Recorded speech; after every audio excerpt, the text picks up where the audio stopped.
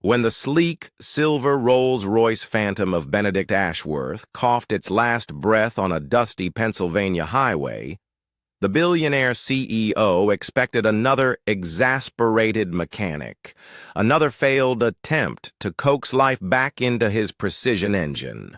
What he didn't anticipate was the small figure of 12-year-old Luna Grace Stafford, her hands already smudged with grease, crawling beneath the hood. Her nimble fingers moved with an uncanny expertise, quickly diagnosing and then, astonishingly, repairing the complex fuel injection system that had baffled 3 certified technicians before her. But it was when Ashworth's gaze fell upon the military rings adorning Luna's young hands, her grandfather's faded Purple Heart, and her fallen father's Marine Corps ring, that his world tilted on its axis. A profound story of sacrifice, honor, and a hidden mechanical genius began to unfold before him, challenging every preconceived notion he held about worth, respect, and the true meaning of service to one's country. The morning sun, still low in the sky, stretched long, thin shadows across Route 412. Ashworth's pristine Rolls-Royce, a symbol of his meticulously ordered life, sputtered to a halt on the shoulder of the 2-lane highway. A plume of steam, thick and white, like incense from a sacrosanct altar, billowed from beneath the hood, carrying with it the acrid tang of overheated metal and the bitter scent of expensive failure. Clad in a charcoal gray suit that could easily cover a year's rent for most, Ashworth stepped onto the gravel shoulder, his jaw clenched with a fury that bespoke a carefully orchestrated schedule thrown utterly into disarray. "Damn German engineering," he muttered, though he knew perfectly well his Rolls was British. His frustration, however, left no room for geographical precision. As CEO of Ashworth Industries, he had precisely 47 minutes to deliver a crucial keynote speech to 300 industrial leaders at the Harrisburg Convention Center. His backup driver, an inconvenient thought, was currently mired in traffic 2 hours away. He pulled out his phone, a fresh wave of irritation washing over him as he noted the single, flickering bar of service in this godforsaken stretch of rural Pennsylvania. Just 3 miles down the road, nestled in the quiet town of Stone Harbor, Luna Grace Stafford was already immersed in the mechanical heart of a 1987 Chevy pickup. Her small hands, no bigger than a child's, moved with the assured grace of someone born to the language of carburetors and timing belts. At a mere 12 years old, Luna stood barely 4 feet 8 inches tall, yet her intuitive understanding of machinery rivaled technicians with decades of experience under their belts. Her grandfather, Steele, had begun imparting the fundamentals to her as soon as she was old enough to grasp a wrench, and what had started as simple childhood curiosity had since blossomed into something akin to mechanical genius. "Hand me that socket wrench, would you, Luna?" Steele's voice, though weathered by 68 years, still carried the crisp, unyielding authority of his Marine Corps days. He was currently half submerged beneath a Ford Explorer on the opposite side of Stafford's auto repair, his movements now slowed by the relentless march of arthritis, a frustration he tried, often in vain, to conceal. The 3/8, not the 7/16. Luna reached for the correct tool. Reached for the correct tool without looking, her fingers identifying it by touch alone. "Grandpa Steele, I think Mrs. Patterson's alternator is shot, but there's something else wrong, too. Listen to how the engine sounds when I rev it." She turned the key and gave the accelerator a gentle pump. The truck responded with an irregular rumble that spoke of deeper issues than a simple electrical problem. "What do you hear?" Steele asked, sliding out from under the Explorer with practiced ease, despite his aching joints. His weathered face, marked by decades of Pennsylvania winters and a shrapnel scar that ran from his left temple to his jaw, turned toward his granddaughter with the patient attention he reserved solely for her mechanical insights. Luna cocked her head, listening to the engine's rhythm like a conductor following a complex symphony. It's not just the alternator. There's a slight knock that starts when the RPMs hit about 1500. I think the timing chain has stretched, maybe 3 or 4 degrees off, and there's a vacuum leak somewhere around the intake manifold. Steele nodded slowly, a battle of pride and amazement warring in his expression. In her 12 years of life, Luna had absorbed more practical mechanical knowledge than most certified technicians learned in their entire careers. It wasn't just book learning either. She possessed an intuitive understanding of how engines breathed, how metal expanded and contracted with heat, how the smallest misalignment could cascade into major failure. It was as if she could speak directly to the machines themselves. "You're right on all counts," he said, "but Mrs. Patterson can't afford to fix all that right now. What's the minimum we need to do to get her through the winter?" This was the other crucial lesson Steele had been imparting to his granddaughter: the economics of small-town automotive repair in Stone Harbor. Most of their customers were working families, veterans on fixed incomes, and elderly residents who often saw a car repair bill as a stark choice between transportation and groceries. The Stafford family had never become rich running an honest garage, but they had earned something far more valuable: the profound respect and trust of their community. "We fix the alternator and adjust the timing chain tension," Luna said without hesitation. "That'll stop the knock and keep the charging system working. The vacuum leak isn't critical yet, but we should tell her to watch for rough idling in cold weather." Steele smiled, the expression transforming his gruff features. "That's my girl. Always thinking about the customer first." He was about to elaborate when the distinctive sound of an expensive car engine in distress reached their ears from the direction of Route 412. Both Staffords paused, their trained ears automatically analyzing the unique cadence of automotive failure. "Sounds like a fuel delivery problem," Luna observed. "Something big and expensive, judging by the engine note." Steele wiped his hands on a shop rag and glanced toward the highway. "Could be.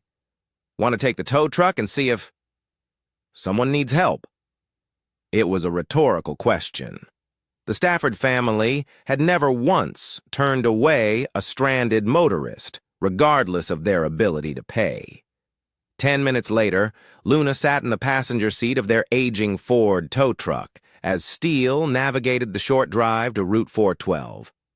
The truck's radio crackled with local traffic, mostly farmers and small business owners coordinating their daily routines.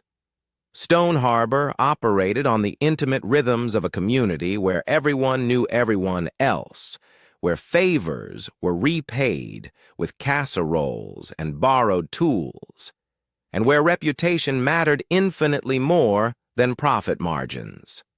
They found the Rolls-Royce exactly where the distressed engine sounds had suggested, pulled onto the shoulder with its hood raised like a flag of surrender. Benedict Ashworth stood beside his vehicle, phone pressed to his ear, his voice carrying the sharp edge of a man accustomed to having his problems solved immediately and efficiently. "I don't care what it costs," he was saying. "I need a tow truck and a rental car within the next 30 minutes, or I'm going to miss the most important presentation of my career." He paused, listening to whatever response he was receiving. "What do you mean the nearest luxury rental is in Philadelphia? This is America, not some third-world country." Steele parked the tow truck and approached with the measured courtesy of someone who had dealt with countless frustrated motorists for decades. Luna followed a few steps behind, her sharp eyes already taking in the intricate details of the disabled Rolls-Royce. The car was maybe 2 years old, she estimated, maintained with the kind of meticulous care that only unlimited resources and professional oversight could provide, which made its current predicament all the more intriguing. "Morning," Steele said, touching the brim of his baseball cap in a gesture that managed to be both respectful and subtly ironic. "Looks like you're having some trouble. I'm Steele Stafford from Stafford's Auto Repair, and this is my granddaughter Luna. We heard your engine from our shop." Ashworth ended his phone call with obvious irritation and turned to face them. His first impression was dismissive, a grizzled old mechanic and a child, neither of whom looked remotely capable of understanding the sophisticated engineering of a Rolls-Royce Phantom. "I appreciate the offer," he said, his tone suggesting the exact opposite. "But this isn't exactly the kind of vehicle you'd typically work on. I need a specialist, someone familiar with precision German engineering." "British, actually," Luna said quietly, her voice barely audible. "Rolls-Royce has been British since 1906, though BMW owns the name now, and the engine in a Phantom is based on BMW's N74 V12, but Rolls modifies it pretty extensively for smoothness and refinement." Ashworth looked down at her with surprise, as if a piece of furniture had suddenly started speaking. "Excuse me?" Steele suppressed a smile. "Luna knows her cars? All kinds of cars. Why don't you tell us what happened?" "The engine just died," Ashworth said, his attention still mostly focused on the infuriating lack of service bars on his phone, focused on Luna with a mixture of curiosity and skepticism. "No warning, no unusual sounds. One moment I was cruising at 70, the next moment I'm coasting to a stop with nothing but dashboard warning lights." Luna walked over to the Rolls and leaned into the engine compartment, her hands moving carefully but confidently among the complex maze of hoses, wires, and precision components. She had never worked on a Phantom before, but engines were engines, and the fundamental principles remained the same, regardless of the badge on the front. "Did you fuel up recently?" she asked, her voice slightly muffled by the engine bay. "About 50 miles ago," Ashworth replied, "at some no-name station in the middle of nowhere." Luna nodded, continuing her examination. "And the engine died all at once? Or did it sputter first?" "All at once, like someone flipped a switch." She spent another few minutes tracing fuel lines and checking connections, her small hands able to reach places that would have challenged larger mechanics. Finally, she straightened up and turned to face Ashworth with the serious expression of someone delivering a professional diagnosis. "Your high-pressure fuel pump failed," she announced. "The low-pressure pump in the tank is still working. That's why you're not getting a complete fuel system failure warning. But the high-pressure pump that feeds the direct injection system is dead. Without it, the engine can't maintain the pressure needed for proper fuel delivery." Ashworth stared at her for a long moment. "That's quite specific. How can you be sure?" "Because I can hear the low-pressure pump priming when we turn the key. But there's no pressure buildup in the rail. Plus, this symptom pattern, sudden failure with no warning, is classic for high-pressure pump failure in direct injection engines. It's actually a known issue with some BMW V12s, though Rolls doesn't like to advertise that fact." Steele watched his granddaughter with quiet pride. At 12 years old, she had just diagnosed a problem that would have taken most dealership technicians an hour of computer diagnostics to identify. More importantly, she had done it by listening, touching, and understanding the language that machines spoke to those who knew how to hear them. "So, what's the solution?" Ashworth asked, though his tone had shifted from dismissive to genuinely curious. "Normally, you'd need to replace the pump," Luna said. "But that's a dealer-only part, probably $1,000 plus labor.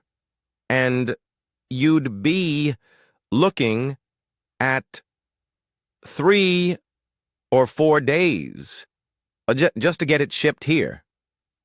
"Normally." Ashworth caught the implication in her words. Luna glanced at her grandfather, who nodded almost imperceptibly. "There's a temporary fix," she said, "if you're willing to trust a 12-year-old with your very expensive car." For the first time since his breakdown, Benedict Ashworth smiled. Not the practiced smile of corporate boardrooms, but something approaching genuine humor. "Young lady, at this point, I'm willing to trust anyone who can tell me what's wrong with my car." What did you have in mind? What Luna had in mind would require tools, creativity, and a willingness to think beyond the constraints of authorized repair procedures. It would also reveal capabilities that would force Benedict Ashworth to reconsider his assumptions about worth, intelligence, and the kind of people who deserved his respect. As she began explaining her plan, neither of them realized that this chance encounter on a Pennsylvania highway would set in motion events that would change both their lives in ways they could never have imagined. Luna's plan required a swift trip back to Stafford's auto repair, where she gathered an assortment of tools that made Ashworth question whether he was about to witness mechanical genius or expensive destruction. She returned to the Rolls-Royce with a digital multimeter, a small electric fuel pump salvaged from a Honda Civic, 20 feet of high-pressure fuel line, and various adapters that seemed impossibly small for the task at hand. "The temporary pump won't handle the full pressure your Rolls needs," she explained, as she laid out her tools on a clean shop cloth beside the car. "But if I wire it in parallel with your existing low-pressure system and route it through the engine bay, it should provide enough supplemental pressure to get you to your destination." Ashworth watched with growing fascination as Luna began her work. Her movements were economical and precise, each action serving a specific purpose in her overall strategy. She tested voltage at various points in the fuel system, traced wiring harnesses with the confidence of someone reading a familiar map, and began fashioning connections with a skill that seemed impossible for someone who still needed a step stool to reach most engine components. "Where did you learn to do this?" he asked, as Luna carefully spliced into the car's intricate electrical system. "Grandpa Steele taught me," she replied without looking up from her work. "But mostly I just listen to what the cars are trying to tell me. They all want the same things: proper fuel delivery, clean air, good spark timing, and enough compression to do their job.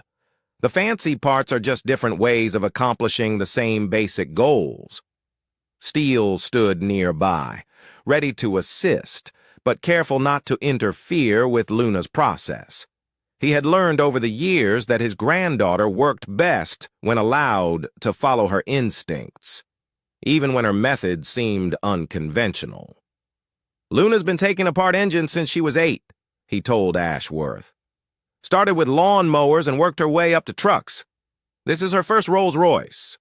But the principles are the same." 8 years old? Ashworth shook his head in disbelief. "Most 8-year-olds are playing video games." "Luna's never owned a video game," Steele said. "After her father died, she needed something to keep her hands and mind busy." Turned out she had a natural gift for understanding how things work. The mention of Luna's father created a momentary silence that hung heavy in the morning air. Ashworth sensed there was more to that story, but something in Steele's expression suggested it wasn't a topic for casual conversation. Instead, he focused on Luna's work, watching as she ran new fuel lines through the engine compartment with the patience of a surgeon and the creativity of an artist. 20 minutes later, Luna had created what could only be described as automotive genius, an elegant bypass system that rerouted fuel flow through her improvised pump while maintaining all the safety protocols of the original design. She had even incorporated a manual override switch that would allow the driver to disengage the system if problems arose. "Try starting it now," she said, wiping her hands on a shop rag that was already stained with years of honest work. Ashworth slid behind the wheel of his Rolls-Royce, turned the key, and felt the familiar smooth rumble of 12 cylinders coming to life. The engine ran perfectly, its sophisticated computer systems apparently satisfied with Luna's creative solution to their fuel delivery problem. "Remarkable," he said, stepping out of the car with an expression of genuine amazement. "How long will this fix last?" "Should get you wherever you need to go today," Luna replied. "Maybe longer if you drive carefully and don't push the engine too hard, but you'll still need to get the real pump replaced when you have time." For the first time since his breakdown, Ashworth checked his watch and realized he might actually make his presentation. "Young lady, you may have just saved my company a very important contract." He reached for his wallet, preparing to offer payment that would reflect both his gratitude and his assumption about appropriate compensation for such service. "How much do I owe you?" he asked, pulling out several $100 bills. Steele stepped forward before Luna could respond. "Standard diagnostic and temporary repair comes to $65, he said firmly. "Luna's time and expertise aren't for sale at any price, but the work she does under my shop's license follows our posted rates." Ashworth looked from Steele to Luna and back again, clearly struggling with the concept that such valuable service could be priced so modestly. In his world, specialized knowledge commanded premium rates, and what Luna had just accomplished would have cost thousands at any dealership. $65 seems insufficient, he said carefully. "Surely exceptional work deserves exceptional compensation." "Exceptional work is just what we do here," Steele replied with quiet dignity. "We don't charge extra for doing our job right." Luna had been watching this exchange with interest, studying Ashworth's face as he processed the unfamiliar concept of service performed for its own sake rather than maximum profit. Something about his expression reminded her of the executives who occasionally visited Stone Harbor's small manufacturing plants, men who measured value exclusively in financial terms and struggled to understand motivations that couldn't be reduced to quarterly earnings reports. "Besides," she added with a slight smile, "Grandpa Steele says the best payment for good work is knowing someone got where they needed to go safely." Ashworth accepted the change from his $100 bill with the bemused expression of someone whose worldview had just been gently but firmly challenged. He looked down at Luna, finally taking in details he had missed during the crisis of his breakdown. The precision of her movements, the confidence in her voice, the way she carried herself with a quiet competence that had nothing to do with age or size. It was then that he noticed the rings. Luna wore 2 rings on a thin chain around her neck, visible now that she had bent forward to collect her tools. They were clearly military. One bore the distinctive eagle, globe, and anchor of the Marine Corps, while the other displayed the purple ribbon and profile that marked it as a Purple Heart. Both were far too large for her young hands, obviously meant for someone else, someone whose absence was marked by their presence around his granddaughter's neck. "Those are beautiful rings," Ashworth said softly, his voice carrying a note of respect that hadn't been there before. Luna's hand moved instinctively to the chain, her fingers touching the metal with the reverence of someone holding sacred objects. "They were my father's," she said simply. "Lieutenant Jake Stafford, 1st Battalion, 8th Marines. He died in Afghanistan when I was 7. The words hit Ashworth like a physical blow. In his world of corporate mergers and profit margins, military service was an abstract concept, something that happened to other people's children in distant places that existed primarily as geopolitical talking points. But here, standing in front of him, was the human cost of those distant conflicts. A 12-year-old girl whose mechanical genius had been shaped by loss, whose quiet confidence masked a grief too large for childhood to contain. "I'm sorry," he said, and for once his words carried no calculation, no professional polish, just simple human recognition of profound loss.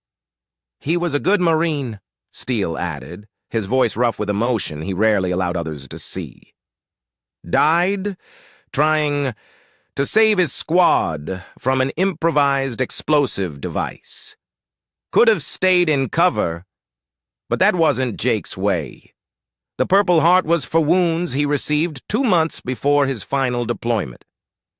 He insisted on going back." Luna continued organizing her tools with practiced efficiency, but Ashworth could see the subtle tension in her shoulders, the way her movements became slightly more deliberate when discussing her father. This was clearly familiar territory, a story told many times to many people, but never without cost. "The Marine Corps ring was his graduation gift from boot camp," she continued. "He wore it every day for 8 years. Grandpa Steele says, when I'm old enough to enlist, I can choose which service I want. But the rings will always remind me what real service looks like." "When you're old enough to enlist," Ashworth repeated, a slight tremor in his voice. You're planning a military career?" Luna looked up at him with the serious expression of someone whose life had been shaped by purposes larger than personal ambition. "My family has served in every American conflict since World War I. Great-great-grandfather in France, great-grandfather in the Pacific, Grandpa Steele in Vietnam, and my father in Afghanistan. It's what Staffords do." Steele watched his granddaughter with a mixture of pride and worry that Ashworth was just beginning to understand. Here was a child whose extraordinary talents could take her anywhere in the world, yet she was already committed to a path of service that would likely place her in harm's way before her 20th birthday. "That's quite a legacy," Ashworth said carefully. "But surely someone with your mechanical abilities would have other options." "Options aren't the point," Luna replied with a matter-of-fact certainty of someone whose values had been forged in loss and tempered by love. "My father could have been anything he wanted to. Grandpa Steele says he had job offers from 3 engineering firms when he graduated college, but he chose to serve first." Ashworth found himself looking at this small girl with new eyes, seeing not just mechanical talent, but a depth of character that made his own accomplishment seem somehow less significant. In his world, success was measured by quarterly earnings and market share. In Luna's world, success was measured by service to others, regardless of personal cost. Well, he said finally, or your country will be fortunate to have someone with your abilities. Maybe, Luna said, securing the last of her tools, but first I have a lot to learn. Grandpa Steele says mechanical skills are just tools. What matters is having the wisdom to use them for the right reasons. As Ashworth prepared to leave Stone Harbor and continue his journey to Harrisburg, he realized that this brief encounter had shown him something he hadn't expected to find on a rural Pennsylvania highway. Genuine nobility, not the manufactured version that came with wealth and position, but the authentic character that emerged from loss, service, and the quiet determination to make a difference in the world. He had come to Stone Harbor as a stranded motorist seeking automotive repair. He was leaving as someone who had witnessed a form of excellence that couldn't be purchased, couldn't be manufactured, and couldn't be faked. For the first time in years, Benedict Ashworth found himself wondering whether his own definition of success was sufficient for the life he was actually living. Benedict Ashworth made it to Harrisburg with 15 minutes to spare, delivered his presentation flawlessly, and closed the largest industrial contract in his company's history. But as he drove back towards Stone Harbor 3 days later in a rental car, his Rolls-Royce, having been towed to a BMW dealership for proper repairs, his thoughts weren't on profit margins or quarterly projections. They were on a 12-year-old girl whose quiet competence had revealed the hollowness of his own achievements. The dealership service manager had confirmed Luna's diagnosis with obvious amazement. "Whoever figured out your fuel pump failure knows their business," he had told Ashworth. "Most of our certified technicians would have needed computer diagnostics to isolate that problem. And this temporary repair system is actually brilliant. It maintains all safety protocols while providing adequate pressure. We've never seen anything like it." Now, as Ashworth navigated the familiar route back to Stone Harbor, he carried with him more than just curiosity about the remarkable child who had saved his presentation. He carried a growing sense that his encounter with the Stafford family had exposed something fundamental missing from his own life, a sense of purpose that extended beyond personal accumulation. Meanwhile, Luna was discovering that her brief fame as the girl who fixed a Rolls-Royce was spreading through Stone Harbor with the speed that only small-town gossip could achieve. Aurora Ruiz had heard about it from her morning coffee customers at the diner. Pastor Keith Harper had mentioned it during Wednesday evening service, and even Judge Carol Armstrong had called Steele to express her amazement at Luna's mechanical prowess. "Whole town's talking about you fixing that fancy car," Alejandro Contras said, as he helped Luna rebuild a transmission on Thursday afternoon. At 16, Alejandro was technically Luna's supervisor in the shop hierarchy, but he had long since accepted that his 12-year-old colleague possessed knowledge that he was still struggling to acquire. "It wasn't that complicated," Luna replied. Her attention focused on the intricate arrangement of gears and clutches spread across her workbench. Just a matter of understanding what the engine needed and finding a way to provide it. Steele emerged from his office, carrying a clipboard and wearing the expression of someone dealing with unwelcome complications. "Luna, we need to talk," he said. "I just got off the phone with someone from Child Protective Services." Luna looked up from the transmission, immediately alert to the serious tone in her grandfather's voice. "What did they want?"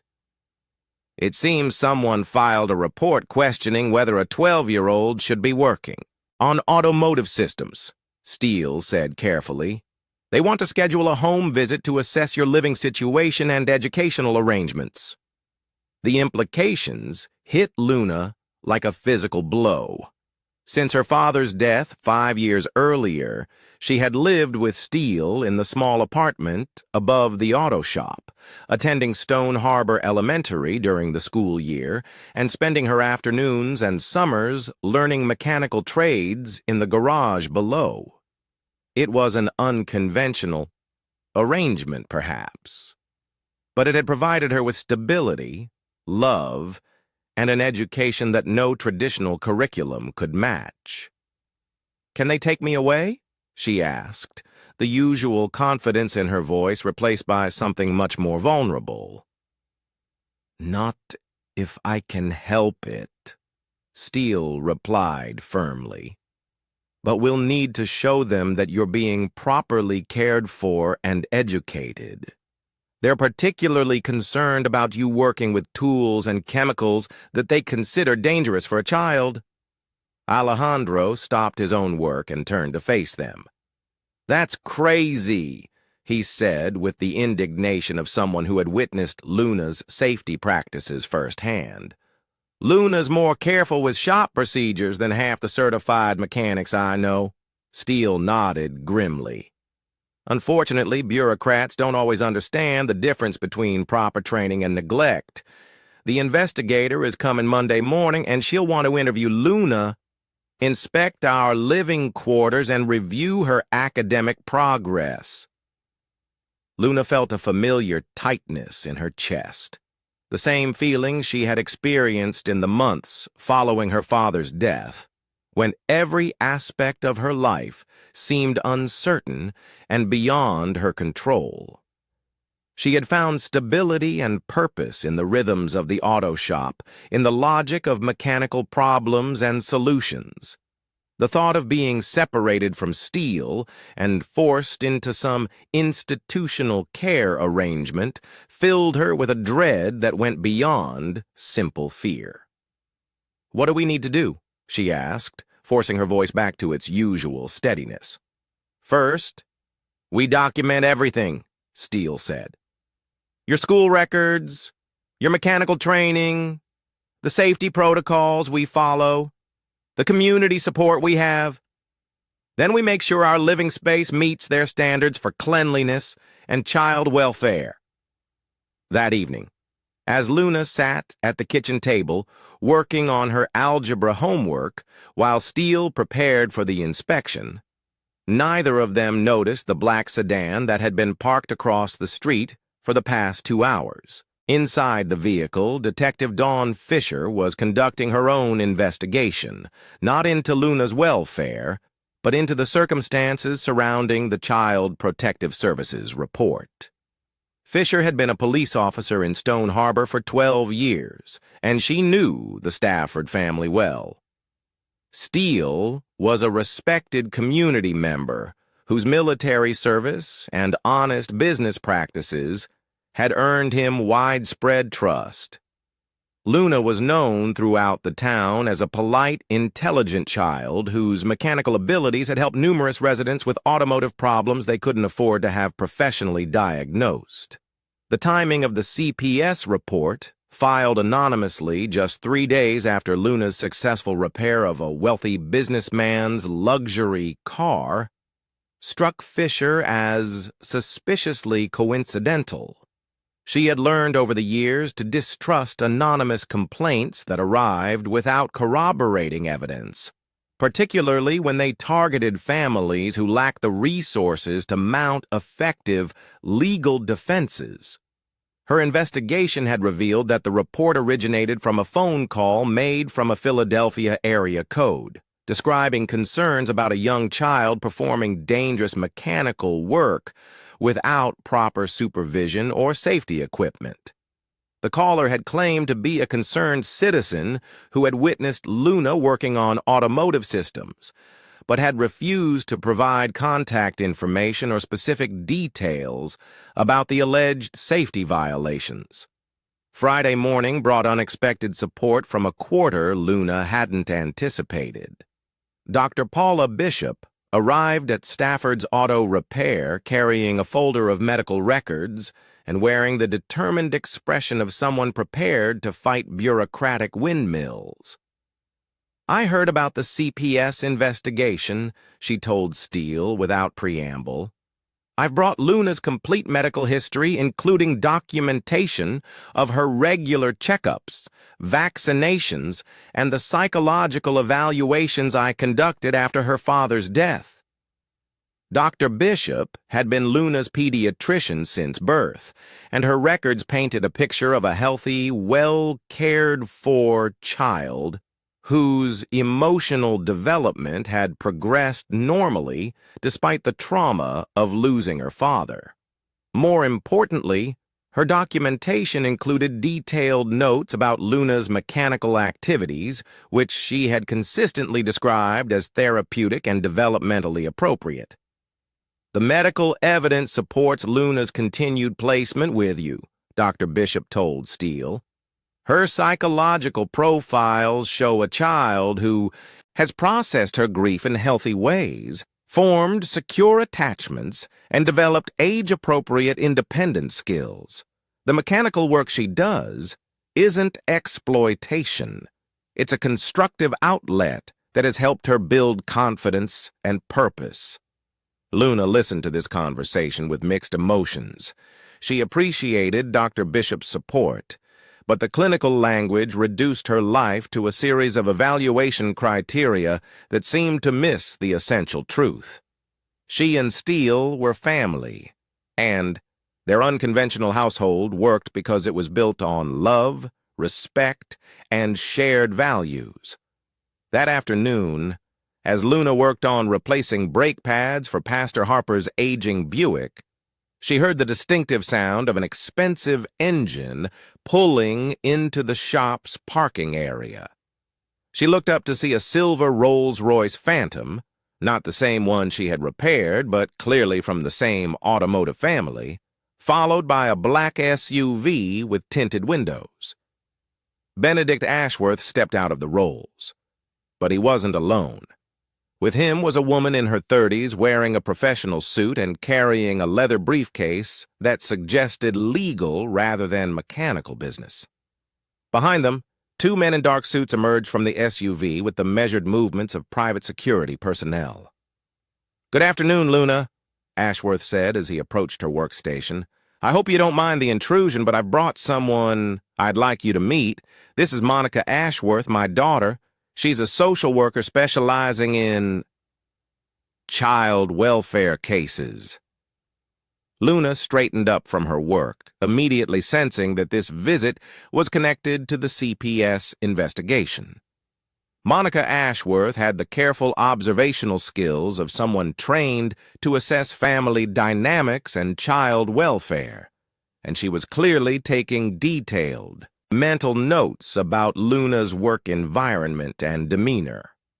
"Miss Stafford," Monica said with professional courtesy, "my father has told me quite a lot about your mechanical abilities. I understand you're facing some challenges with social services regarding your living arrangement."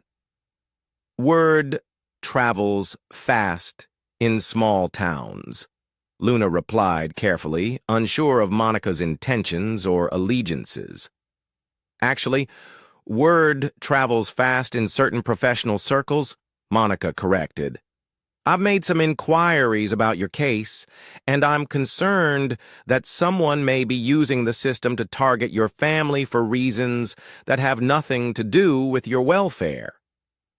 Steele emerged from the office, his expression shifting from weariness to cautious optimism as he processed the implications of Monica's statement. "You think someone filed a false report?" "I think someone filed a report based on assumptions rather than facts," Monica said diplomatically. "I've reviewed the initial complaint and it doesn't match the reality I'm observing here. Luna appears healthy, confident, and well-supervised. Her work environment meets or exceeds safety standards for youth apprenticeship programs. And her grandfather clearly provides appropriate care and guidance."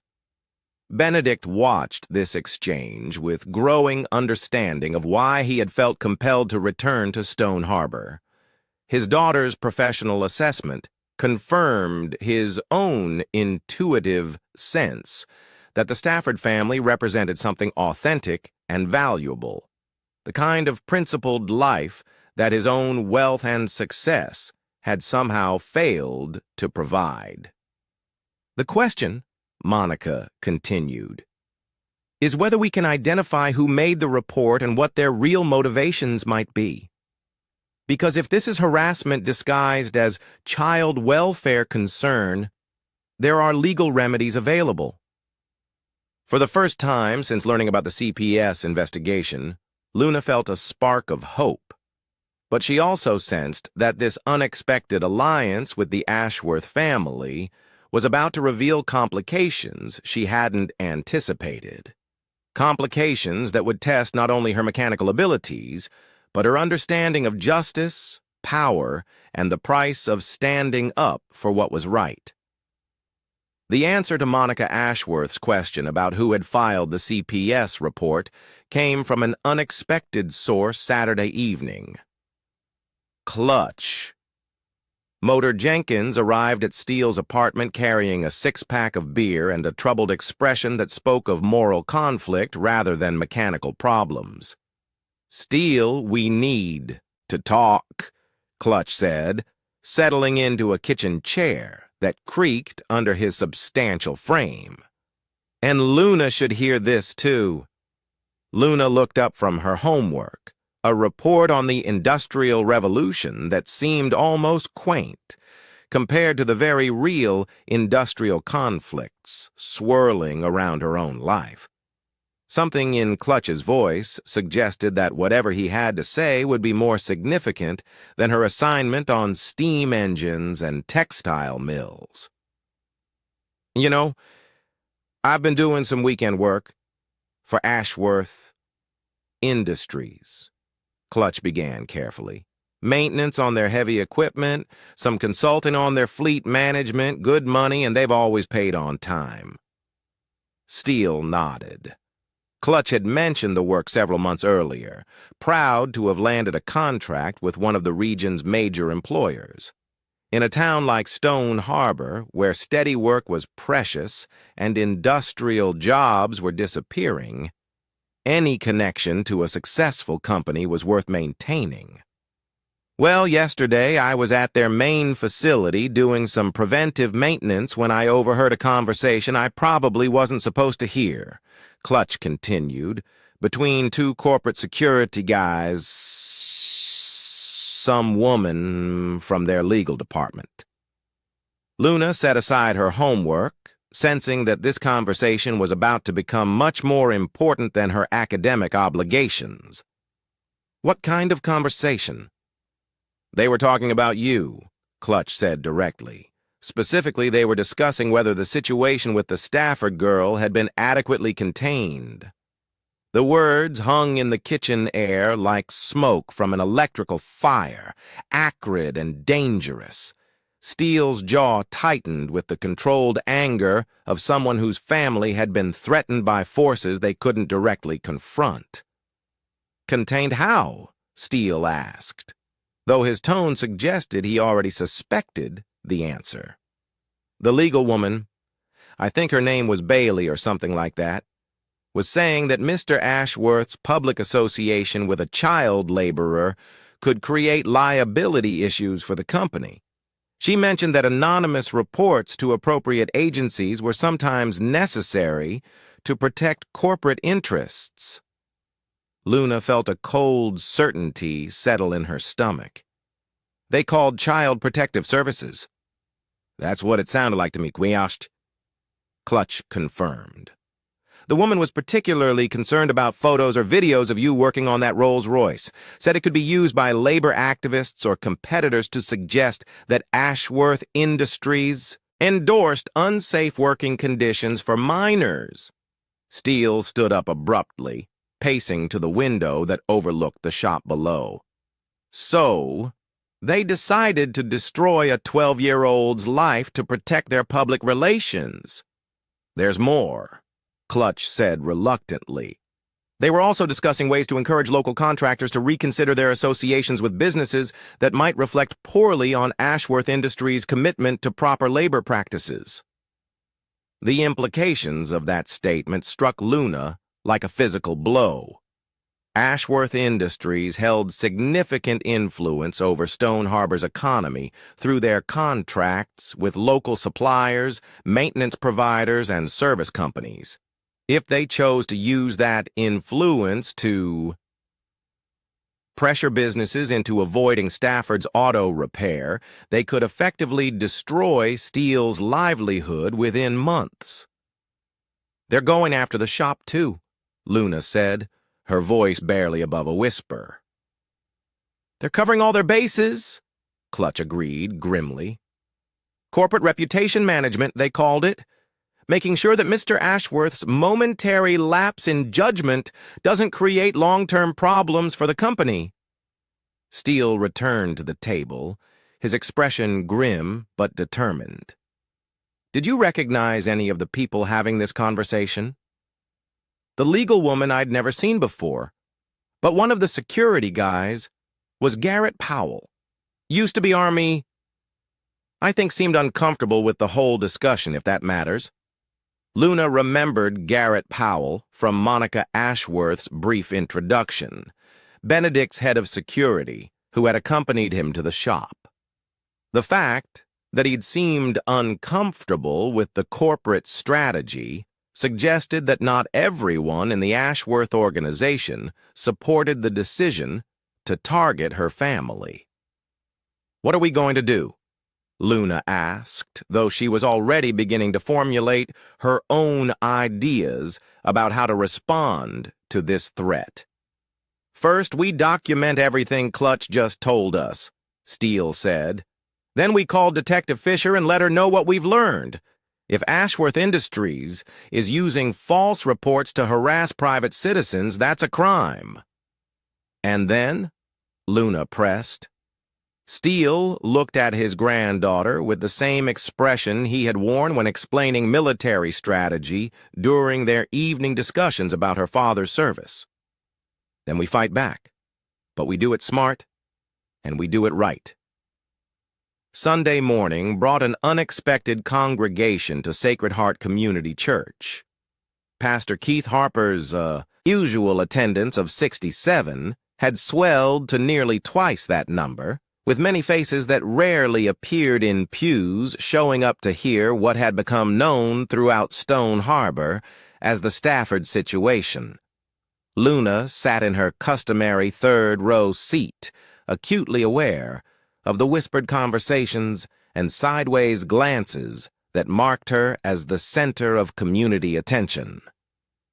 She had attended this church since childhood, but today felt different, charged with the kind of tension that preceded either revival or rebellion. Pastor Harper's sermon that morning focused on the biblical story of David and Goliath, but his contemporary applications were hardly subtle. "Sometimes," he said from the pulpit, "the biggest threats to our community come from those who have the most power to help it, and sometimes the greatest courage comes from the smallest among us." After the service, Luna found herself surrounded by neighbors and friends, offering support that ranged from practical to passionate. Mrs. Patterson promised to provide character references for the CPS investigation. Tom Rodriguez, Alejandro's father, offered to testify about Luna's positive influence on his son's mechanical education. Even Judge Carol Armstrong, attending church for the first time in months, made a point of speaking with Steele about legal resources available to families facing administrative harassment. "The law is supposed to protect children, not persecute them," Judge Armstrong told Steele as the congregation filed out into the autumn sunshine. "If corporations are manipulating social services to silence inconvenient citizens, that's a violation of civil rights that goes far beyond child welfare concerns." But it was the conversation Luna overheard between two men near the church parking lot that provided the most significant intelligence about their situation. She recognized one voice as belonging to Earl Patterson, who worked in Ashworth Industries' facilities management department. Powell's been asking questions about the Stafford report, Patterson was saying. Wants to know who authorized it and why he wasn't consulted about the security implications. Garrett's always been straight, the other man replied. If he's pushing back on this, maybe there's more going on than we know. Luna filed this information away for later consideration. If Garrett Powell was indeed questioning the corporate strategy against her family, he might represent an opportunity for alliance or at least intelligence gathering. Monday morning arrived with the inevitability of weather. Unwelcome but unavoidable. The CPS investigator, a thin woman named Sandra Mitchell, who carried herself with the defensive authority of someone accustomed to being disliked, arrived at Stafford's Auto Repair at exactly 9 a.m. I'll need to interview Luna privately, Mitchell announced, before even introducing herself properly. Standard protocol requires that children be able to speak without potential intimidation from guardians. Steele's jaw tightened, but he nodded his agreement. Luna, why don't you show Ms. Mitchell around the shop first, then take her upstairs for your conversation? Luna led the investigator through the auto repair facility, explaining safety protocols and pointing out the protective equipment required for different types of work. Mitchell took copious notes, but asked few questions. Her attention focused more on documenting potential violations than understanding actual practices. This seems like a dangerous environment for a child, Mitchell observed as they passed the welding station. I'm not allowed to use the welding equipment without supervision, Luna replied, and I always wear proper protective gear when I'm in the shop during welding operations. Grandpa Steele taught me that safety comes before everything else. Nevertheless, exposure to industrial chemicals and mechanical hazards raises serious concerns about appropriate child supervision. Luna bit back her initial response, which would have involved a detailed explanation of how her training exceeded the safety knowledge of most adult workers. Instead, she simply nodded and continued the tour. The interview itself lasted 45 minutes and covered everything from Luna's academic progress to her social relationships to her long-term career goals. Mitchell's questions were professional, but carried an underlying assumption that Luna's current situation was inherently problematic, that any deviation from conventional childhood required justification and remediation. Do you ever feel pressured to work in the auto shop? Mitchell asked. No, ma'am, Luna replied honestly. I work there because I love it and because I'm good at it. Grandpa Steele never makes me do anything I don't want to do. But don't you think children your age should be playing with friends instead of working with dangerous tools? Luna considered the question carefully. I have friends, she said, and I do things that other kids do, but I also have responsibilities and skills that help my family and my community. I don't think there's anything wrong with that. Mitchell made more notes, her expression revealing nothing about her assessment of Luna's responses. What would you say if I told you that some people are concerned about your welfare? I'd say, they don't know me or my family very well, Luna replied with quiet dignity. And I'd wonder why they're more concerned about me working in a safe, supervised environment than they are about kids who don't have families who care about them at all.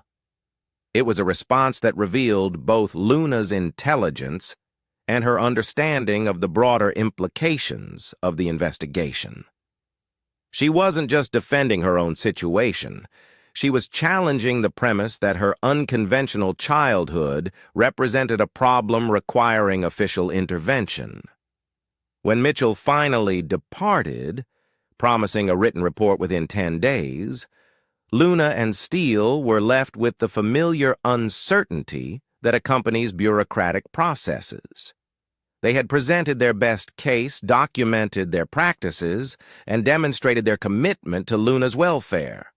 Now they could only wait and hope that evidence and character would prove stronger than anonymous accusations and corporate influence. But Luna had no intention of waiting passively for others to determine her fate. As she watched Mitchell's car disappear down the street, she was already formulating a plan that would require courage, creativity, and a willingness to confront power with truth. Qualities that her father's rings reminded her were worth any risk. Luna's plan began with a phone call she wasn't supposed to make to a person she wasn't supposed to know how to contact. Tuesday evening, while Steele attended a veterans meeting at the American Legion Hall, she used the shop's computer to research Ashworth Industries' corporate structure until she found what she was looking for: Garrett Powell's direct office number. "Mr. Powell," she said when the call connected.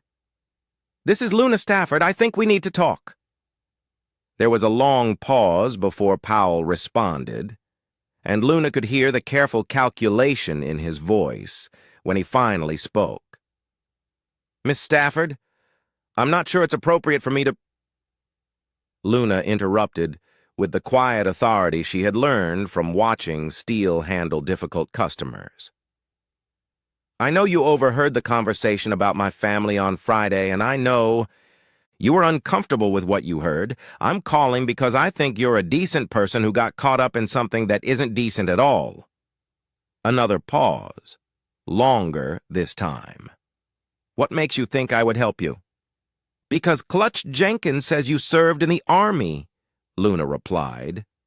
"And because when my father died in Afghanistan, his commanding officer told my grandfather that good soldiers protect people who can't protect themselves. I'm hoping you're still a good soldier." Powell's exhale was audible through the phone. "Where do you want to meet?" An hour later, Luna sat across from Garrett Powell in a corner booth at Martinez Family Diner, the late evening quiet broken only by the soft conversation of a few truckers and the distant sound of Amparo cleaning the kitchen.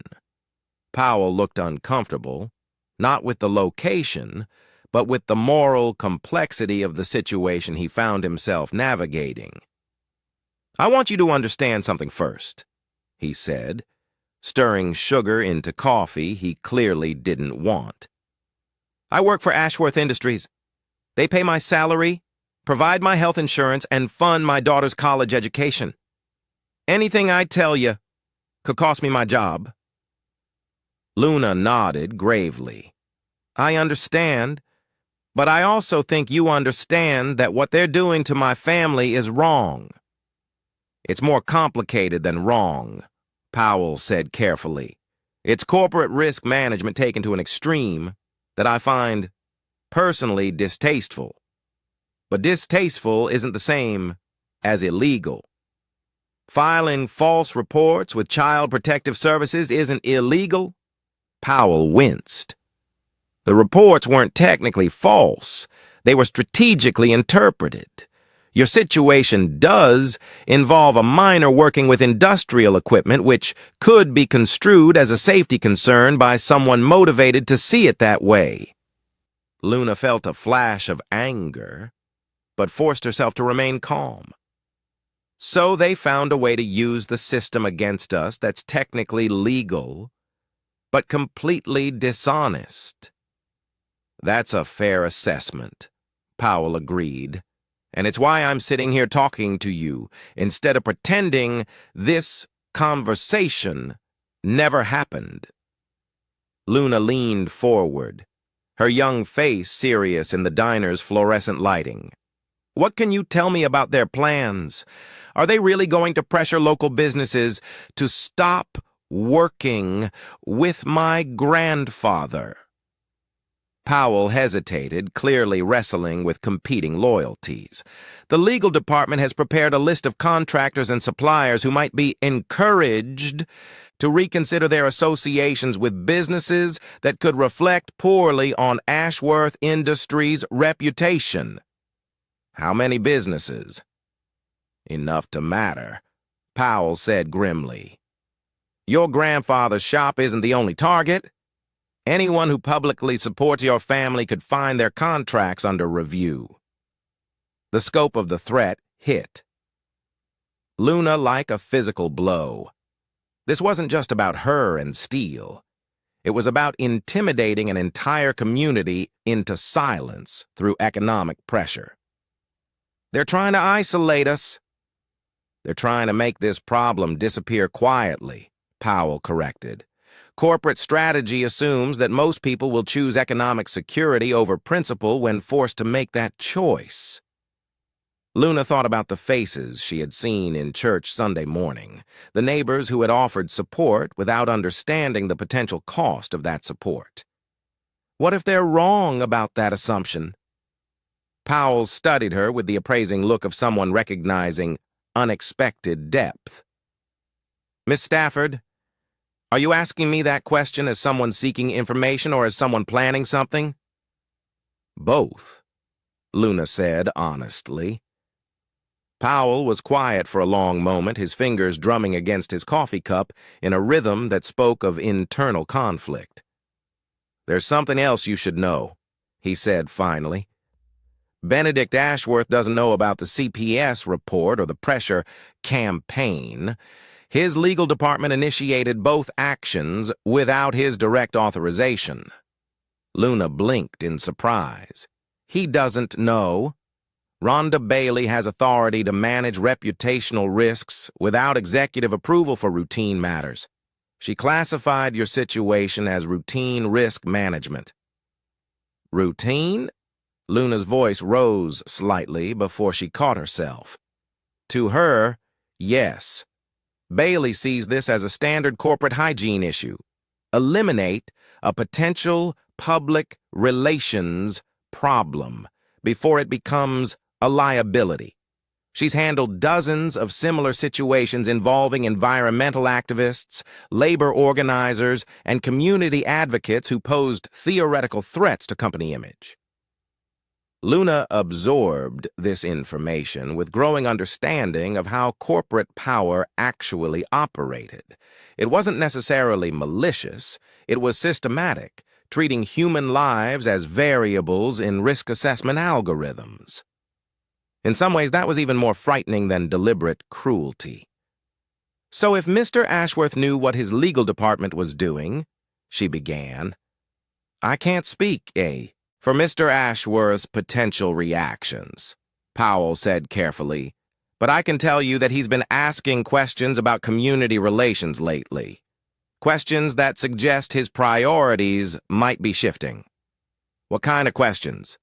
Powell glanced around the diner, confirming that their conversation remained private.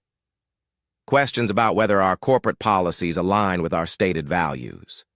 Questions about the long-term wisdom of viewing community relationships as transactional rather than collaborative. Luna felt a spark of possibility. He's having second thoughts about how his company operates. He's having thoughts, Powell corrected. Whether they'll translate into action depends on factors I can't predict. Luna stood up, her mind already racing ahead to the next phase of her plan. Mr. Powell, if someone hypothetically wanted to make sure Mr. Ashworth learned about what his legal department was doing, how might that hypothetically happen? Powell almost smiled. Hypothetically, Mr. Ashworth reviews all significant legal actions during his weekly briefings on Friday mornings. And hypothetically, someone might ensure that this week's briefing includes comprehensive documentation of recent risk management initiatives. And hypothetically, if someone wanted to attend that briefing to provide additional context about those initiatives, that would be significantly more complicated, Powell said, but not impossible. if someone were creative and determined enough. Luna extended her hand across the table. Thank you for your honesty, Mr. Powell, and for remembering what good soldiers are supposed to do. Powell shook her hand, his expression mixing admiration with concern. Miss Stafford, whatever you're planning, please be careful. Corporate power doesn't like to be challenged directly, especially by people without institutional protection. I understand, Luna said, but sometimes doing the right thing means accepting some risk. Wednesday morning brought news that confirmed Luna's growing understanding of her family's precarious situation. Steele returned from his coffee run with a grim expression and a conversation that had clearly disturbed him.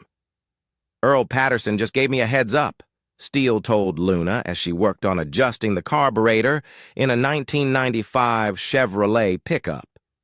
His supervisor at Ashworth Industries asked him some pointed questions about his relationship with local service providers and whether he was satisfied with their professional standards and community reputation.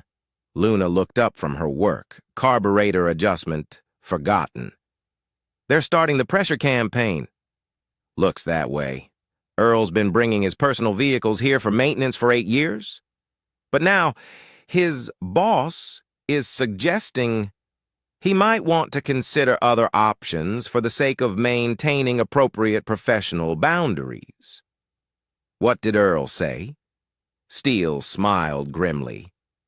Earl told his boss that he'd been satisfied with our work and saw no reason to change providers. But he also said his boss made it clear that Earl's continued employment with Ashworth Industries depends on maintaining their standards of professional association. Luna felt anger building in her chest.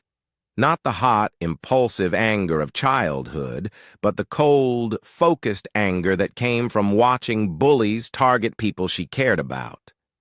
They're making him choose between his job and his integrity. That's about the size of it, Steele agreed. And Earl's got 2 kids in college and a mortgage. He can't afford to lose his job over principle, no matter how much he wants to do the right thing. Luna set down her tools and wiped her hands on a shop rag, her movements deliberate and controlled. Grandpa Steele, what would my father do in this situation? Steele studied his granddaughter's face, recognizing the determined expression that reminded him so strongly of his son. Your father would gather intelligence, assess his options, and then take whatever action was necessary to protect people who couldn't protect themselves. Even if it was dangerous, especially if it was dangerous, Steele said. Your father never backed down from a fight when the stakes mattered, but he also never fought without understanding the terrain and having a plan for victory. Luna nodded slowly. Then I guess it's time to do some terrain assessment.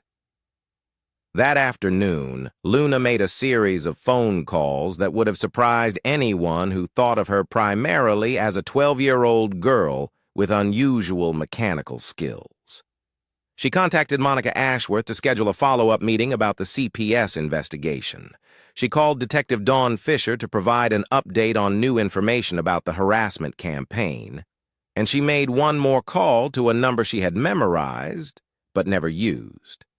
Captain Tony Iosta, the Marine recruiter who had known her father. Captain Iosta, she said when the call connected. This is Luna Stafford, Lieutenant Jake Stafford's daughter. I need to ask you about military protocol for dealing with institutional corruption. Luna? Captain Aosta's voice carried surprise and immediate concern. Is everything all right? Are you and your grandfather safe? We're safe for now, Luna said. But we're dealing with some people who are using their power to hurt my family and intimidate our community. I want to handle this the way my father would have handled it. Honorably, but effectively. Tell me what's happening, Captain Aosta said, his voice shifting into the mode of a military officer receiving a situation report. Luna provided a concise summary of the events since her encounter with Benedict Ashworth, the CPS investigation, and the corporate pressure campaign targeting local businesses. Captain Aosta listened without interruption, asking only clarifying questions about specific details and timelines. "Luna," he said when she finished, "what you're describing sounds like systematic intimidation, designed to silence opposition through economic coercion. In military terms, it's a form of asymmetric warfare, using institutional power instead of physical force. So how do you fight asymmetric warfare?" "You don't meet superior force with force," Captain Aosta explained. "You use intelligence, surprise, and moral authority to neutralize your opponent's advantages. You make their strengths work against them." "What does that mean in practical terms?" Captain Aosta was quiet for a moment. "In practical terms, it means you document everything. You build alliances with people who share your values, and you force your opponents to fight on terrain where their advantages become liabilities, such as public accountability." Public accountability? Corporate power works best in shadows. It becomes much less effective when subjected to public scrutiny and moral judgment. Luna felt the pieces of her plan beginning to coalesce into something that might actually work. "Captain, would you be willing to help me with something that might require some of those asymmetric warfare principles?" "Luna, your father was one of the finest Marines I ever served with. If his daughter needs help fighting institutional bullies, then I'm at your service. What do you need?" As Luna explained her emerging strategy, she felt the presence of her father's rings against her chest, not as symbols of loss, but as reminders of the courage and honor that had shaped her understanding of what it meant to serve something larger than herself. The battle ahead would require all the tactical intelligence her father had died defending, and all the mechanical ingenuity that had become her own form of service to her community. Friday morning was coming, and with it, Benedict Ashworth's weekly legal briefing. Luna intended to make sure it was a briefing he would never forget. Thursday evening found Luna in an unexpected location, sitting in the back seat of Monica Ashworth's sedan as they navigated the evening traffic toward Ashworth Industries' corporate headquarters. The plan that had seemed straightforward in theory was proving considerably more complex in execution, requiring a level of coordination that tested Luna's tactical planning abilities. "I still think this is incredibly risky," Monica said, glancing at Luna in the rearview mirror. "Corporate security doesn't typically appreciate unscheduled visits from 12-year-olds regardless of their reasons." "That's why we're not making an unscheduled visit," Luna replied, studying the building plans that Garrett Powell had discreetly provided. "We're attending a scheduled meeting that just happens to occur at the same time and place as your father's legal briefing." Monica had arranged a legitimate appointment to discuss expanding Ashworth Industries' Employee Family Services program, a meeting that would place her in the administrative wing precisely when Benedict would be receiving his weekly legal update. Luna's presence would be explained as part of Monica's research into innovative youth development programs, a cover story that was technically accurate, even if it omitted certain tactical objectives. "Garrett confirmed that my father will be in conference room A from 9 to 10, Monica said. "Rhonda Bailey always presents legal matters first, which means she'll be discussing your situation around 9:15. And you're certain your father doesn't know about the harassment campaign? I spoke with him yesterday about general corporate policies, Monica said carefully. His responses suggested complete ignorance about any actions targeting your family. He actually spoke quite positively about his experience meeting you and your grandfather. Luna touched the chain around her neck, feeling the weight of her father's rings beneath her shirt. Then we give him the information he needs to make an informed decision about what his company is doing in his name. The Ashworth Industries building rose 12 stories above the Pennsylvania. Landscape, its glass and steel. Construction reflecting the kind of architectural ambition that declared corporate success to anyone approaching from miles away. Luna had never been inside a building this large or expensive, but she found herself less intimidated than curious about how such spaces affected the people who worked within them. Security screening was surprisingly thorough for a corporate facility, but Monica's employee credentials and Luna's carefully prepared visitor documentation moved them through the process efficiently. Luna noticed that the security guards treated Monica with the careful respect reserved for family members of important executives, polite but watchful, professional but slightly deferential. The executive offices are on the 11th floor, Monica explained as they rode the elevator upward. My father's schedule is always tight on Friday mornings, so timing will be critical. Luna nodded, reviewing the sequence of events they had planned with almost military precision. At 9:10 a.m., Monica would enter Conference Room A to discuss her family services proposal. At 9:15 a.m., when Rhonda Bailey began presenting legal matters, Luna would appear with documentation that would transform a routine briefing into something considerably more significant. The 11th floor hummed with the quiet efficiency of corporate power. Luna observed the careful choreography of assistants, the hushed conversations in hallways, the way people moved with purpose that seemed almost ritualistic. This was a different world from Stone Harbor's informal rhythms, governed by hierarchies and protocols that felt alien to someone raised on directness and practical results. Mr. Ashworth is already in conference, his assistant informed Monica when they arrived. The legal briefing began a few minutes early today. Luna felt a moment of tactical anxiety. Their timing had assumed strict adherence to the published schedule, but she had learned from Steele that mechanical problems rarely followed theoretical timelines, and successful repairs required adaptation to actual conditions rather than ideal plans. I'll wait, Monica said smoothly. Perhaps Luna could observe some of our corporate training materials while we wait for an appropriate moment to join the meeting.